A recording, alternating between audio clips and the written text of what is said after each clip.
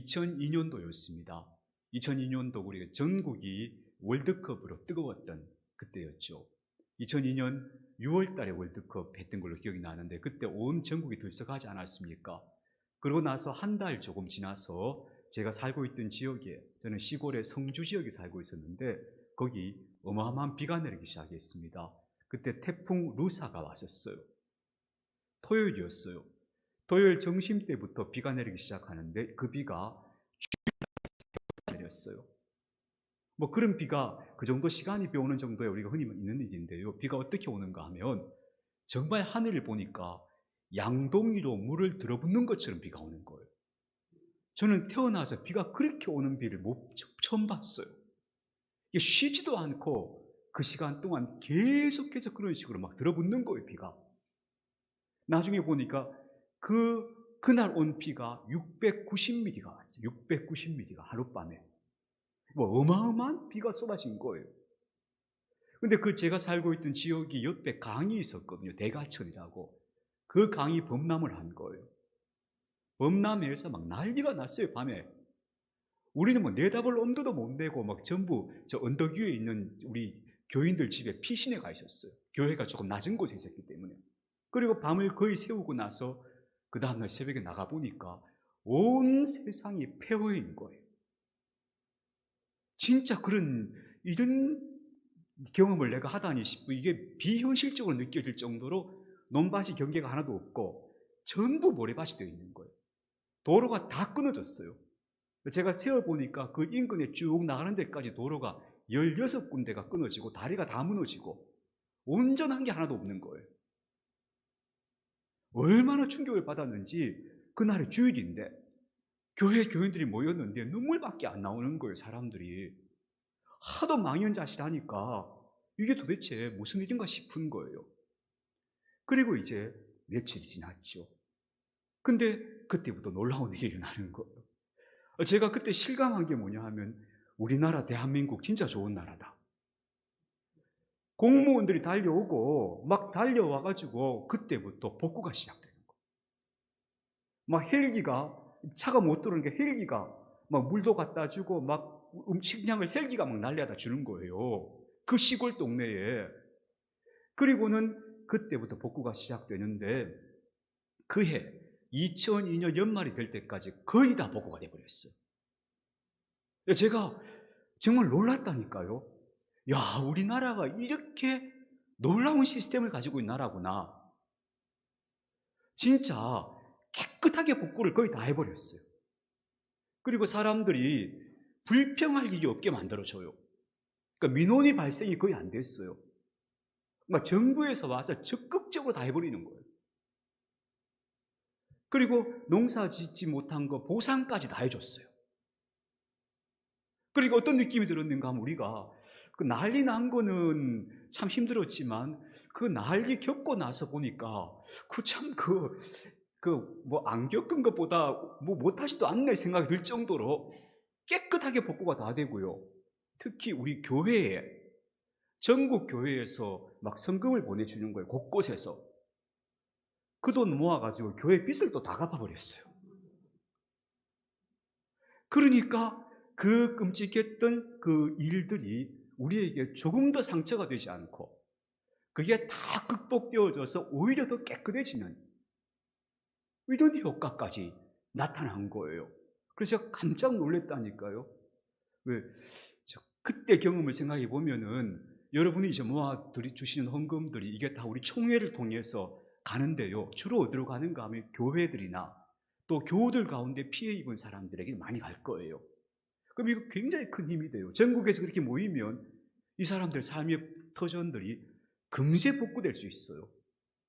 그래서 우리나라 정말 대단한 나라다 실감했던 그런 적이 있었던 거죠. 네. 자, 거기까지 말씀드리고 오늘은 종료주일입니다. 오늘부터 이제 고난주간 시작되는 거예요. 한 주간 동안 이제 예수님 고난에 대해서 우리가 쭉 생각하면서 한 주간 보내고 그리고 다음 주일에는 영광스러운 부활의 아침을 우리 같이 맞이하면 됩니다. 그래서 이번 주에는 특세합니다. 특별 새벽 기도회. 아유, 목사님 피곤해 죽겠는데 뭐 그런 거 하십니까? 근데 도움이 됩니다. 저는 콩나물 크듯이 우리가 영적으로 자란다 생각합니다. 하거든요. 그래서 특별히 특세 같은 경우는 닷새 동안에 한 가지 주제를 가지고 계속 5번을 이야기해요. 그러니까 이런 경험을 같이 해야 우리가 같이 성장해요. 이런 거 자꾸 참여해서 영적으로 성장하는 사람이 있는 반면에 이런 데 자꾸 참여 안 하면은 자꾸 뒤에 가서 자기만 자꾸 이렇게 모르는 거예요. 남들은 앞서가는데 이렇게 되지 않도록 여러분 다 참여해 주시면 좋겠습니다. 자, 우리 지난주부터 고난에 대해서 생각해 보고 있습니다. 지난주에 나눴던 말씀 잠깐 정리하자면 우리는 우리 삶에 다가오는 이유 없는 고난을 이해하지 못할 때가 많습니다. 내가 잘못해서 겪는 일은 당연하지요. 그건 내가 겪어야 되지요. 근데 그런 거 말고 이유 없이 찾아오면서 우리를 힘들게 하는 일들이 많은데 사실 그것을 우리는 이해할 수 없습니다. 우리 인간은 이해할 수 없다는 걸 인정합시다. 다만 그러나 하나님이 선하시니까 반드시 선한 끝은 있을 거야. 이게 하나님을 신뢰하는 믿음입니다.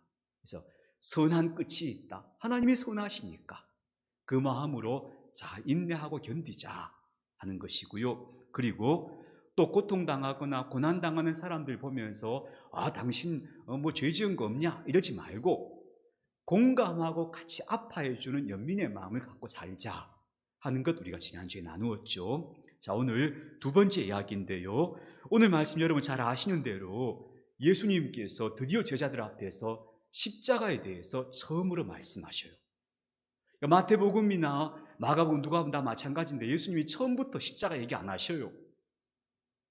어느 정도 이제 말을 해도 되겠다 싶은 때가 온 거예요. 그게 뭐냐 하면은 제자들의 신앙 고백을 들으셨어요. 너희가 나를 누구라고 생각했냐 했더니 그때 베드로가 말하기를 당신은 그리스도이십니다 고백한 거예요. 그 고백을 딱 듣고 나서 예수님께서 이제 이 말을 해도 되겠구나 하신 것 같아요. 그래서 비로소 십자가에 대해서 말씀하셔요. 인자가 예루살렘에 가서 십자가에 죽는다 예고하신 거예요. 그 길로 가야 된다 예고하신 거예요. 자, 그런데 그때 이 베드로를 대표자니까 모든 그 제자들이 다 그랬다고 봐야 되겠는데 이 베드로가 그렇게 훌륭한 신앙교육을 했음에도 불구하고 십자가를 못 받아들여요. 그래서 강하게 거부 반응을 일으킵니다. 뭐를 하는가 하면 예수님을 붙들고 항변했다고 얘기하는데 이게 원어의 의미는 어떤 건가 하면요, 제자가 선생님한테 그렇게 하면 안 될 정도로 무례하게 막 난리를 쳤다는 겁니다. 예수님 그게 무슨 말씀입니까? 막 이런 식으로 막 대들었다는 겁니다. 그 정도로 예수님 앞에 항변을 합니다. 그러면서 그러시면 안 됩니다. 정말 이런 일은 절대 일어나서 안 됩니다. 이러면서 예수님 앞에 막 강하게 거부 반응을 보이는 겁니다. 어쩌면 이것은 자연스러운 태도라고 말할 수 있겠죠. 도대체 예수님이 하나님 보내신 그리스도라고 자기는 믿고 있는데 그 그리스도가 왜 십자가에서 죽어야 된단 말입니까? 죽음의 끝인데 왜 그리스도가 십자가에서 저 죄수들의 사형틀, 가장 끔찍한 사형틀에서 죽는 걸로 끝이 나야 된다는 게 말이 이게 이해가 안 되는 거죠. 그래서 베드로가 강력하게 거부 반응을 보이는데 그때 예수님께서도 매우 강하게 베드로를 질책하십니다. 심지어 베드로 보고 너는 사탄이다 이렇게 얘기해요. 이거만큼 무서운 말이 어디 있습니까? 네가 지금 하나님을 거역하고 있구나. 그렇게 막 엄하게 베드로를 질책하시고 하시는 말씀이 너는 사람 생각만 하고 있어. 하나님의 일이 어떻게 되어지는지는 너는 모르고 있으면서 하나님의 일은 생각 안 하고 사람의 일만 생각하고 있어. 이러면서 베드로를 강하게 질책하시는 겁니다. 자, 이 말씀을 우리가 간단히 이해할 수 있습니다. 이 말이 뭐냐 하면요, 하나님께서 이 세상을 구원하시는 하나님의 일, 하나님의 방식은 뭐냐 하면 십자가라는 겁니다. 그게 하나님께서 일하시는 방식이고 하나님께서 이 세상을 구원하시고자 하는 당신의 일이 바로 십자가라는 겁니다. 하나님은 막 사람들을 막 부흥하게 일으켜가지고 막 일으켜 세우고 막 뭘 성공하게 되게 하고 막 되고 이렇게 만들어 가시는 게 아니고 뭘 정복하고 힘으로 굴복시켜서 꼼짝 못하게 하고 이런 식으로 하시는 분도 아니고 하나님이 하시는 일의 방식이 뭐냐 하면 십자가라는 겁니다. 그게 하나님께서 이 세상을 구원하시고자 하는 방식이야. 너는 왜 그걸 이해 못해? 지금 이렇게 강하게 질책하신 겁니다. 뭐 제자들이 이해 못한 건 당연하다고 볼 수 있겠지만 어쨌든 예수님이 여기서 강하게 그걸 교훈하고 계시는 거죠. 이게 바로 하나님이 일하시는 방식이야 라고 얘기하는 겁니다. 자, 그러고 보면 이 십자가가 결국 희생이잖아요. 희생은 뭐예요? 누군가가 대신 치러주는 고난인 거예요. 고난이에요. 고난인데 그 고난을 누가 대신 치러주는 거예요. 그게 희생이라는 거죠. 그게 십자가잖아요. 그러고 보니까 우리가 성경을 자세히 보면 성경은 이미 처음부터 이 얘기를 하고 있었던 거예요. 우리 믿음의 조상 아브라함이 있잖아요. 하나님이 아브라함을 시험하실 때 이 독자 이삭을 나한테 바쳐라 하셨잖아요. 그래서 아브라함이 정말 데리고 와서 독자 이삭을 바치려고 할 때 하나님께서 그만 정지시키시고는 아브라함의 눈을 열어서 뿔이 그 수풀에 걸린 염소를 보게 하시죠. 그 염소를 대신해서 그 아들을 대신해서 제물로 바치게 하셔요. 그때 창세기가 이렇게 말해요. 아들을 대신하여 번제로 드렸더라 그래요.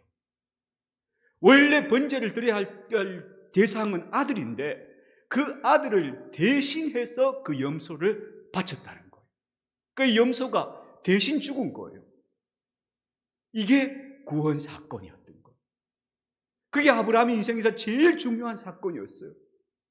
이미 성경은 우리한테 그렇게 얘기하고 있었어요. 하나님은 사람을 구원하실 때 어떻게 구원하시는가 하면 뭔가가 대신해서 죽게 하거나 대신해서 고난받게 하거나 대신해서 희생당하게 하심으로써 하나님 구원하신다. 이걸 하나님은 이미 창세기부터 말씀하셨던 거죠. 그래서 우리는 하나님께서 당신의 뜻을 이루어가는 방식이 바로 누군가로 하여금 대신 고난을 치르게 하시는 방식이다. 이게 하나님께서 당신의 계획을 이루어가시는 방식이라는 것을 주목해서 봐야 합니다. 그런데 성경에서 구약 성경에 보면 이스라엘 백성들이 이 사실을 잘 못 깨달아요. 이걸 깨닫지 못하고 계속 엉뚱한 짓을 하다가 나중에 가서 이사야 선지자쯤에 와서 비로소 이것이 선명해지기 시작해요. 그래서 이사야가 이렇게 말합니다. 이사야서 53장에 너무 잘 아는 이야기죠. 그가 한 분이 오신다. 다윗의 줄기에서 한 싹이 나서 그가 누군가가 온다. 근데 오셔서 그분이 하실 일이 뭐냐 하면은 그가 강력한 왕권을 가지고 통치하고 막 이방을 다 쫓아내고 이러지 않는다. 그가 하실 일이 그게 아니다. 그가 무슨 일을 하시는가? 그가 찔림은 우리의 허물 때문이고 그가 상하는 것은 우리의 죄악 때문이고 그가 징계를 받음으로써 우리가 평화를 누리고 그가 채찍에 맞음으로 우리가 나음을 얻는다.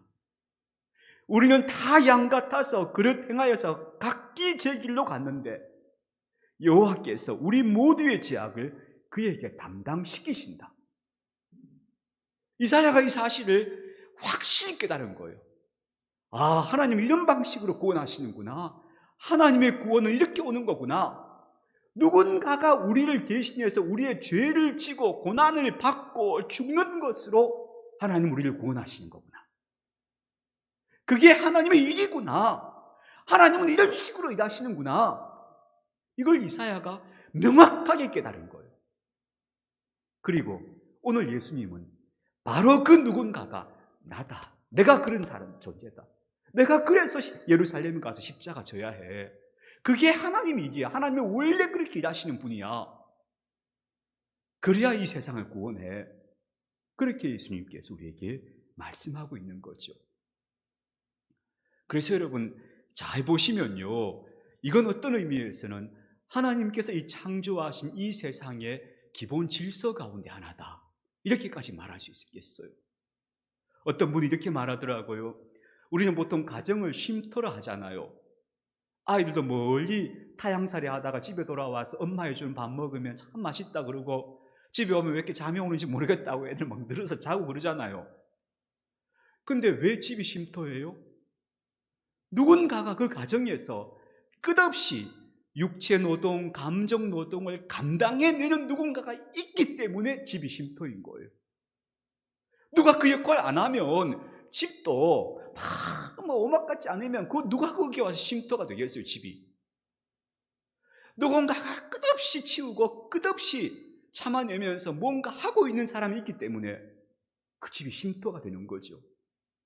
사실 알고 보면 이 세상은 이런 원리로 이미 움직이고 있었던 거예요.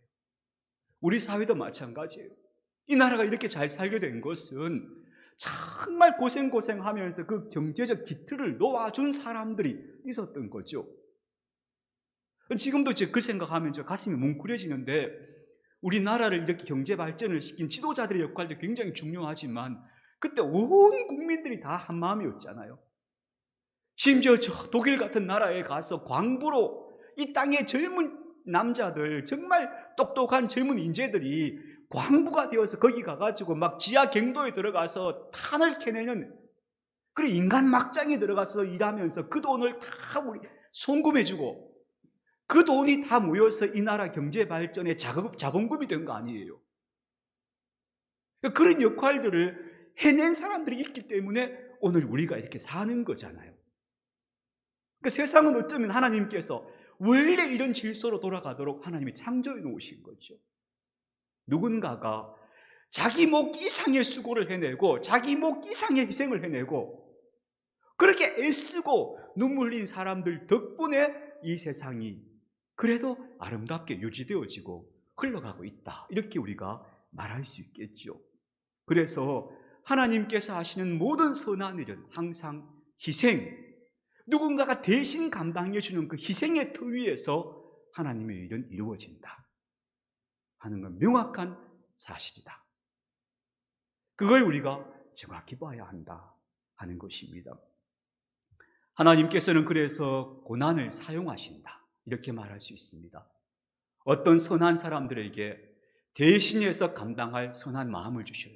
그 사람들이 그걸 감당할 마음을 먹고 가족을 위해서 혹은 우리가 살아가는 세상과 이 나라를 위해서 내가 뭔가 감당해야 되겠다 하는 선한 감동을 가지고 나서서 자기 몫을 넘어서는 수고를 감당해 줄 때, 그때 하나님은 그런 사람들을 통해서 역사하셔서 이 땅에서 선한 꽃이 피게 하고 열매를 맺게 하신다는 것, 그걸 우리가 먼저 기억해야 할 것입니다. 그런 의미에서 그 대표자가 되시는 분이 바로 누구신가 하면 예수님이시죠. 그 원리를 우리에게 정확하게 보여주신 분이 바로 예수님이시죠. 그것이 바로 복음의 정신인 겁니다.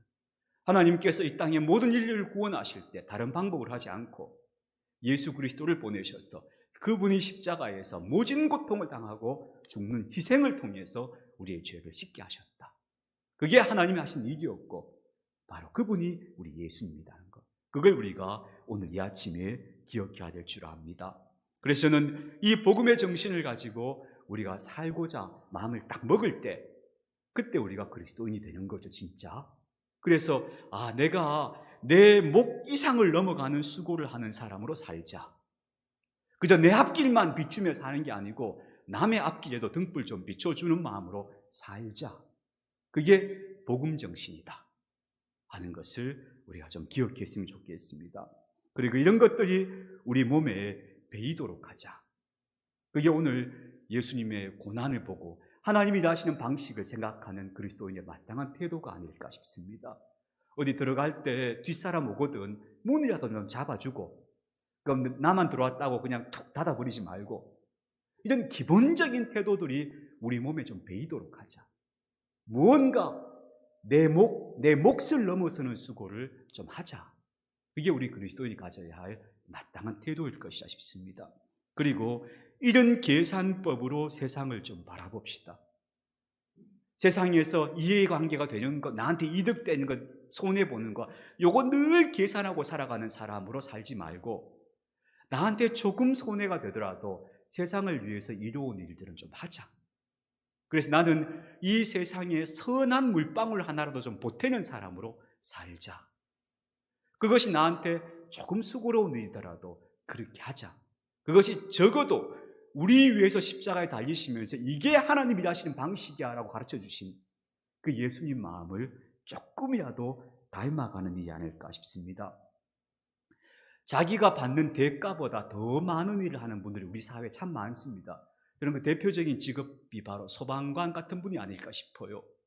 소방관들의 평균 수명은 보통 사람들의 일반적 평균 수명보다 7년이 더 짧아요. 짧다는 건 무슨 이야기예요? 목숨 걸고 일한다는 거예요, 그분들은. 자기 목숨의 위험 부담을 안고 그 일을 하고 있다는 거죠. 근데 그분들이 거기에 합당한 대우를 받습니까? 물론 더 많이 해드리면 좋지만 저는 그만큼의 대우를 받고 있지는 않을 거라고 생각합니다. 그런 분들 때문에 우리 사회가 안전한 거죠. 경찰관, 군인들 다 마찬가지죠. 또 저는 새벽 일찍 남들 나타나기 전에 나타나서 거리를 쓸고 청소하는 분들도 정말 대단하다고 생각합니다. 우리는 그분들에게 다 월급 주니까 하는 일이라고 생각할지 모르지만 그 월급 속에 남의 오물과 쓰레기를 치워줄 때 느끼는 그 마음의 불편함까지 대가를 지불할까요? 전 안 하고 있다고 봅니다. 남이 버린 오물들을 치워낼 때 그 사람들의 마음은 보통 마음 아닌 겁니다. 자기가 받는 대가 이상의 수고를 하는 거라고 생각해요. 적어도 우리가 그런 사람들을 좀 귀히 여겨둘 줄 알고 나도 내 몫보다 내가 조금이라도 더 이 세상에 보태는 사람으로 살아야겠다. 이런 계산법을 우리 그리스도인들은 가져야겠다 생각하는 겁니다. 우리 예수님의 십자가는 하나님이 일하시는 방식입니다. 하나님이 이런 방식으로 세상을 구원하셨고 하나님이 이미 당신이 창조하신 이 세계의 질서를 그렇게 만들어 놓으셨어요. 누군가가 대신하게 하시고 그 대신할 때 거기서 선한 열매가 나게 하셨어요. 네 할 일 네가 하고 내 할 일 내가 하고 다 금꾸고 사는 세상에서는 선이 나타나지 않아요. 근데 그 이상을 수고를 감당해 주는 사람들 때문에 그 선의 나무가 꽃이 피는 거죠. 그래서 때때로는 그런 사람들이 그래서 저는 이렇게 생각하면 좋겠다 싶어요. 어떤 사람들이 참 선한 사람들이 고난을 당하고 어려움 당하거든. 여러분 이렇게 바라봐 주시면 좋겠어요. 저 사람들이 당하는 저 고난이 이 세상의 악을 조금이라도 줄여주는 역할을 하겠거니. 물론 정확히는 우리가 설명할 수 없지만 그래도 하나님 보시기에 저 사람들의 고난이 이 세상을 더 긍휼하게 하나님께서 살펴보게 하시는 이유가 되겠거니. 그렇게 바라본다면 그 또한 고난을 바라보는 굉장히 좋은 태도일 거라고 생각해요. 정말 착한 아이들, 아무것도 모르는 아이들이 막 무서운 병에 걸려서 병실에서 누워있는 아이들이 많잖아요. 그런 아이들 보면 우리가 정말 가슴이 아프잖아요. 왜 아이들이 저렇게 고통당할까 싶을 때 정말 아무것도 모르는 저 죄 없는 아이들의 고통이 이 세상의 악을 그래도 씻어내고 있겠거니 하고 바라보는 것. 그게 저는 우리가 가져야 할 예수님의 고난을 믿고 있는 우리 그리스도인의 태도였으면 좋겠다 싶은 거죠.